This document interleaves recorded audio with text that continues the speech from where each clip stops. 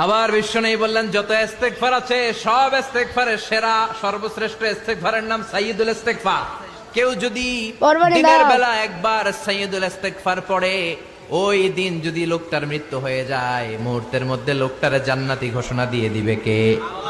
যে ব্যক্তি সব সময় ইস্তেগফারের সাথে লেগে থাকে, তাকে সব সময় বিপদ থেকে মুক্তি দিবে কে? আমাদের জীবনে বিপদ আছে না নাই?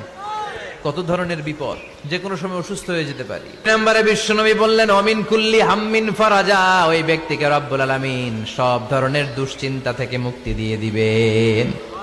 বিশ্বনবী বললেন, টেনশন ছাড়া মানুষ নেই। সব সময় আঠার মতো যে ইস্তেগফারের সাথে লেগে থাকবে, তাকে টেনশন মুক্ত করে দিবে কে? 3 নাম্বার, ওয়ারযুকহু মিন হাইসু লা ইয়াহতাসিব, এমন জায়গা থেকে আল্লাহ তাআলা রিজিকের ব্যবস্থা করে দিবেন, সে কল্পনাও করতে পারবে না। আমি নিজে এটার প্রমাণ পেয়েছি অনেক সময়।